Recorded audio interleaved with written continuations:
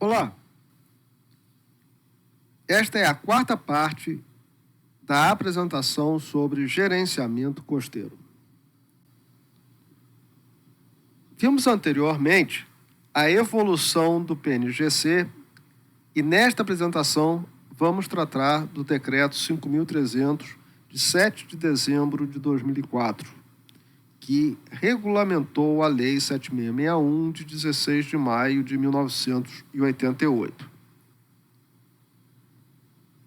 Abordaremos os diversos capítulos do decreto a seguir. Uma contribuição importante, coerente com a descentralização em concordância com a Constituição de 1988, foi a previsão dos planos estaduais e municipais de gerenciamento costeiro, formando uma estrutura orgânica envolvendo os órgãos ambientais, as secretarias estaduais e municipais de meio ambiente. No âmbito federal, a CECIRM fazia a ponte entre os ministérios. Porém, no âmbito estadual e municipal, tal ligação nem sempre existiu. Finalmente, o decreto vai definir a zona costeira brasileira, estabelecendo a faixa marítima como o mar territorial, 12 milhas náuticas a partir da linha de base, e a faixa terrestre,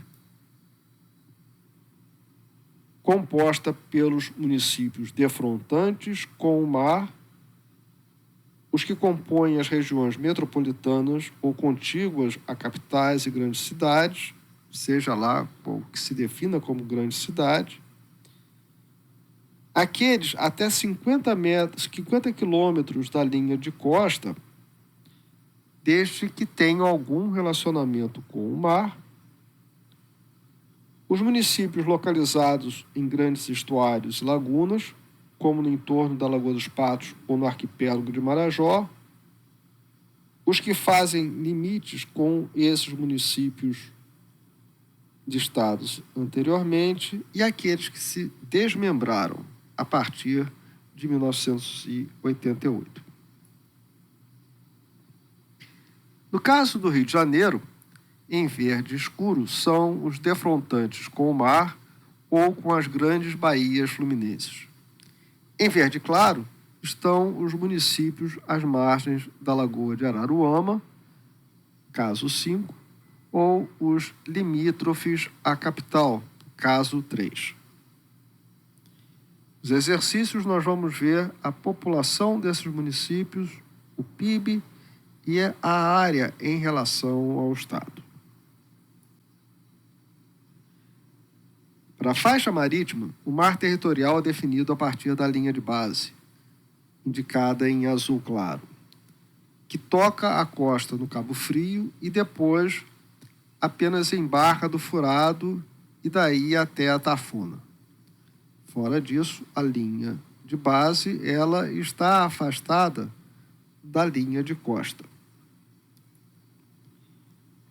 Entre a linha de base e a linha de costa, essas águas são denominadas como águas interiores. E, a rigor, essa área não está contemplada no texto do decreto, embora este tenha sido redigido após a definição da linha de base. Um aspecto curioso é que, a cada ano, o Ministério do Meio Ambiente esteja obrigado a baixar uma portaria indicando os municípios que compõem a zona costeira. Isso se deve à possível emancipação de municípios, à autonomia dos estados e à composição das micro-regiões. Micro-regiões são conjuntos de municípios que compartilham características socioeconômicas comuns. De certa forma, o Decreto 5.300 incorporou aspectos de várias outras legislações vigentes no Brasil, algumas resultantes de acordos internacionais. Este é o caso dos acordos sobre navegação e uso sustentável dos recursos costeiros e marinhos. Importante avanço foi a integração da gestão ambiental, tanto terrestre quanto marinha, com a participação da sociedade. A inclusão de processos físicos sedimentológicos no texto da lei também foi inovação, indispensável num país sujeito a tantos problemas de erosão costeira. Há, porém, que se destacar a não fragmentação dos ecossistemas, como é o caso de manguezais e de praias extensas. De certa forma, o Rio de Janeiro, ao fazer o zoneamento econômico ecológico costeiro, dividiu a praia que vai do Pontal de Macaé até o Cabo de São Tomé em duas regiões diferentes. Mas como não fazer isso? Por outro lado, considerou na mesma compartimentação a restinga de Maçambaba e o litoral a norte de Cabo Frio, até Búzios.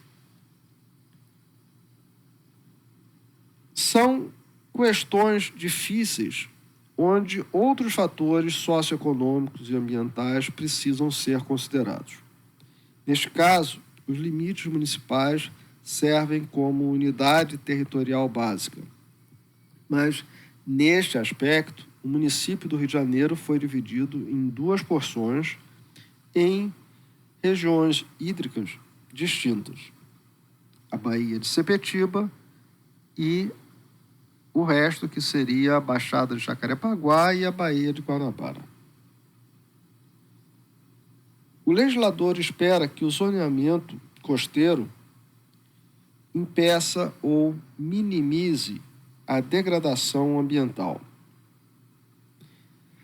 Isso, infelizmente, não aconteceu desde a implantação do arcabouço legal brasileiro, em parte pela dificuldade de articulação entre as três esferas de governo e a falta de educação e de prática da população para o engajamento político não partidário em questões ambientais.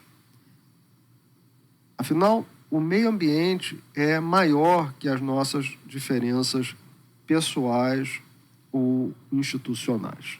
O meio ambiente é uma questão de Estado.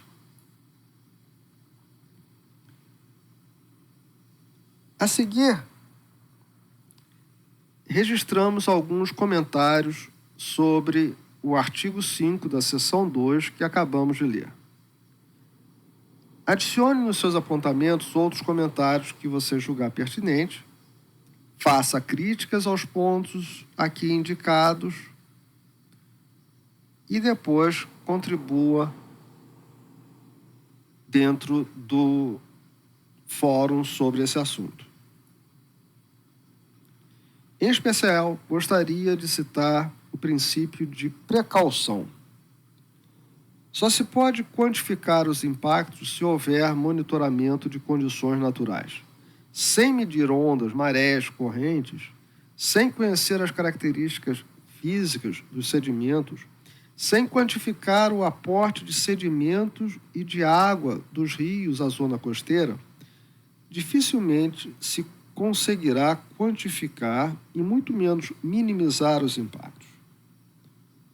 O mesmo raciocínio aplica-se a manguezais e a corais. Vamos analisar agora o artigo 6º da seção 3, os objetivos da gestão costeira. Essa é a parte mais otimista, a meu ver, e promissora do decreto. Sinaliza para um futuro melhor.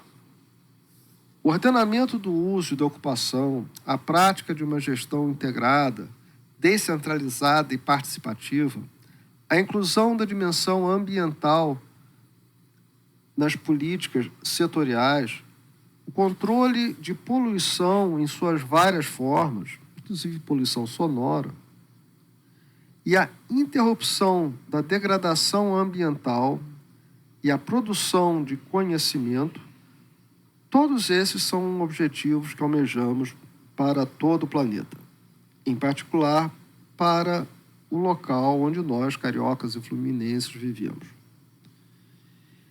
Infelizmente, a realidade é outra. O Decreto 5.300 previu uma série de instrumentos que se encaixam como se fossem blocos de construção de um grande edifício, um grande Lego. Em primeiro lugar, os planos estaduais e municipais de gerenciamento costeiro. De fato, alguns planos se seguiram logo à Lei 7661, 1988, como foi o caso de São Paulo, Santa Catarina e Amapá.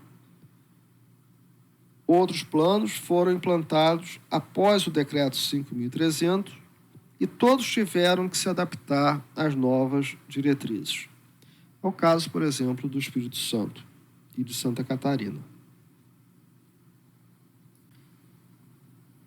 O zoneamento ecológico econômico costeiro insere-se no contexto nacional de se fazer um zoneamento ecológico econômico para todo o país. Mais uma vez, a questão participativa foi o principal obstáculo. Os exemplos de Santa Catarina e Pernambuco merecem um estudo mais aprofundado, porque lá se conseguiu este engajamento entre municípios e Estado. O sistema de monitoramento e acompanhamento é, sem sombra de dúvida, o calcanhar de Aquiles do gerenciamento costeiro. Como gerir e decidir sobre um território que não se conhece? O decreto não atribui responsabilidades pelo monitoramento ambiental e pela contínua aquisição, tratamento, análise e guarda de dados para o futuro. Precisamos saber hoje e guardar hoje a informação que só vai ser utilizada talvez daqui a 10, 20, 30 anos. Esta é o análogo da sustentabilidade para os dados. Precisamos sempre manter esses dados e é um problema sério de governança.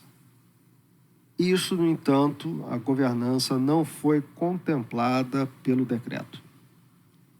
Portanto, em consequência, os relatórios de qualidade ambiental da zona costeira tornam-se uma peça de ficção em um exercício meramente burocrático em muitos estados e municípios.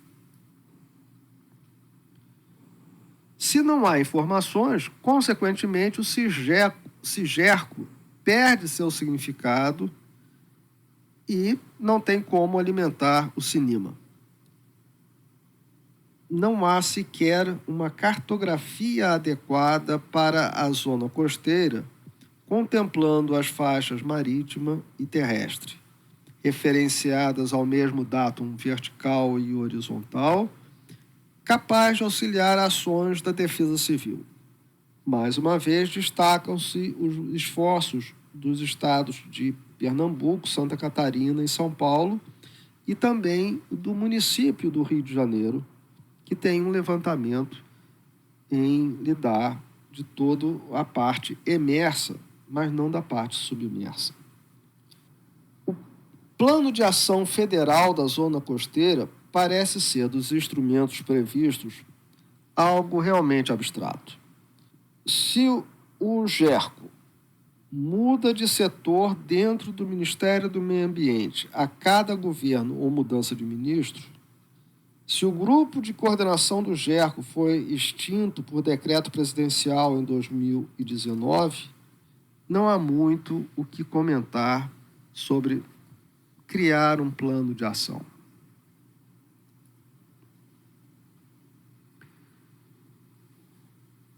O decreto 5.300 traz também o conceito de orla marítima, uma faixa dentro da zona costeira.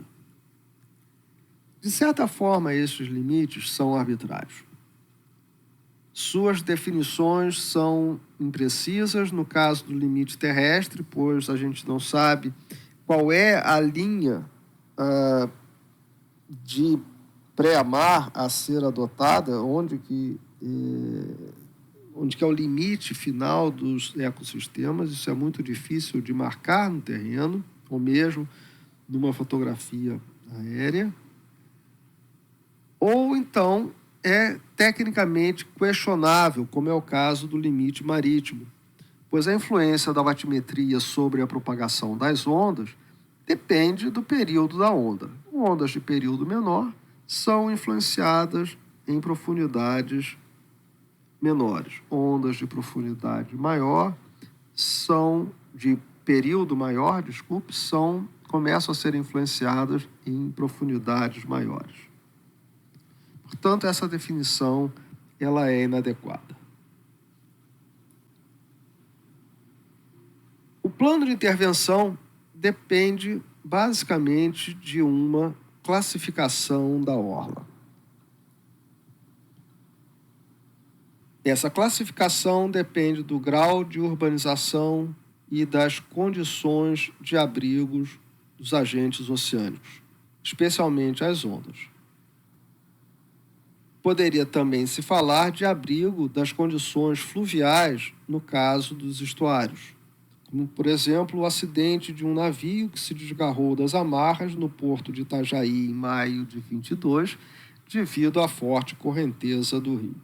Áreas de interesse especial podem ser consideradas como os manguezais ou os bancos de coral.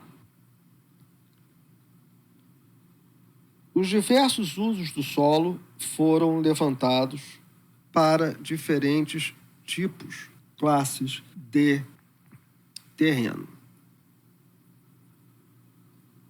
A orla foi classificada em 3 classes, A, B e C, com tipologia e ações estratégicas associadas à prevenção, controle e correção. Leia com cuidado o que caracteriza cada uma das classes e suas respectivas tipologias e estratégias. Decreto 5.300 finalmente estabelece competências federal, estadual e municipal. Porém, aí reside o perigo. No caso de conflito, quem decide? Quem vai arbitrar? Nós vamos agora fazer uma avaliação, assim como fizemos da Lei 7661, nós vamos fazer uma avaliação do Decreto 5.300 pela ótica do GESAMP, do Coastal Zone 89 e do Banco Mundial. Vamos utilizar esta escala de avaliação, tanto para avaliações positivas como para avaliações negativas. No caso do GESAMP, houve avanços quanto à participação governamental nas 3 esferas, mas nem tanto quanto à participação da comunidade. Existe definitivamente a consideração e valorização da ciência, mas nem tanto da gestão da informação. O assunto é tratado de modo muito vago. Finalmente, o interesse setorial, ele continua superando o público, mas em escala menor. Pela ótica dos princípios estabelecidos pelo Coastal Zone 89, a zona costeira foi delimitada, mas o ponto crítico foi a governança, como mostra o esquema de cores, de avaliação. Talvez é um programa mais dinâmico do que foi a Lei 7661. No caso do Banco Mundial, houve alguns avanços, a questão social e econômica continua subvalorizada, não se dá atenção suficiente ou devida, e podemos dizer que a pista ainda é escorregadia, né? Há que se dirigir com cautela nestas questões de projetos relacionados ou localizados na zona costeira e as ligações entre estes projetos e os objetivos estabelecidos no Decreto 5.300. Finalmente, pode-se dizer que o gerenciamento costeiro é uma sopa de letras flutuando no ar. Cada qual independe do outro e não se sabe exatamente onde se vai chegar e se todos vão chegar ao mesmo lugar. Estamos a navegar pelo espaço. Finalmente, chegamos às questões para a reflexão sobre o Decreto 5.300. Leiam com atenção essas questões, reflitam sobre o assunto e vocês serão convidados a contribuir e responder com suas opiniões sobre essas 4 questões. Isso encerra a apresentação. Obrigado.